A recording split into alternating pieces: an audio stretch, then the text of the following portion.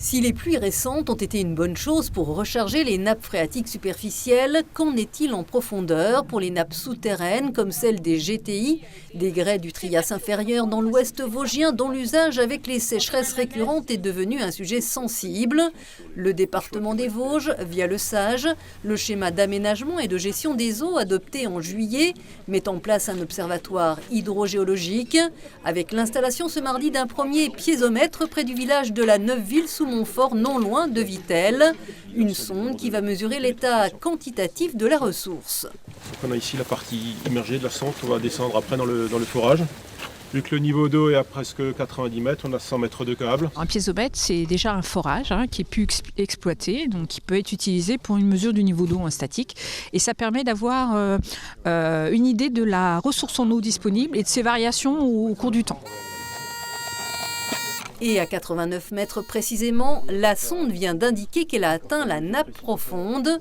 Les données journalières seront accessibles à tous et permettront aux décideurs publics, le département et la commission locale de l'eau de planifier la gestion future de la ressource entre particuliers, agriculteurs et industriels. Connaître, en fonction des précipitations qu'on a, le comportement des nappes superficielles, dans la nappe du Muschenkalk et donc tout ce qui est en surface, quelles influences elles ont, ces nappes-là, par rapport à la nappe de grande profondeur. Il faut avoir une bonne connaissance de ce qu'est cette ressource, de comment elle évolue. Et il faut reconnaître aussi une chose, c'est qu'on ne savait pas. On ne savait pas réellement comment évoluaient les nappes. Ce piézomètre se trouve à moins d'une dizaine de kilomètres de Vittel et donc des usines d'embouteillage de Nestlé Waters, dont les prélèvements font débat. Si la multinationale possède ses propres sondes, l'observatoire hydrogéologique sera essentiel aux acteurs publics pour arbitrer les futurs prélèvements. Il y avait des prélèvements qui étaient supérieurs à la recharge.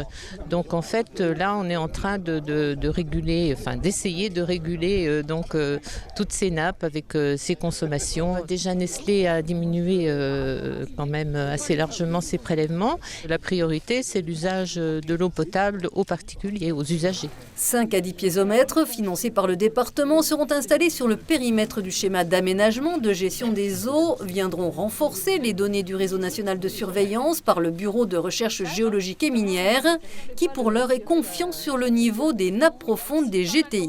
Je ne suis pas inquiète, c'est-à-dire qu'il y a des mesures qui ont été faites et on voit même les niveaux se stabiliser. Par exemple, sur le piézomètre de Dombreau, les niveaux se sont stabilisés, voire même une petite tendance à la remontée. Donc, toutes les mesures qui ont été entreprises depuis des dizaines d'années se font sentir maintenant. Un optimisme que ne partage pas le collectif écologiste O88, joint au téléphone. L'un de ses cofondateurs, Jean-François Fleck, ne voit dans ce piézomètre qu'une opération de communication du département dans un lieu éloigné des sites de prélèvement de Nestlé Waters, qui se situe au sud-ouest de Vittel et Contrexéville, là où, selon le collectif, se pose vraiment le problème de la réserve en eau.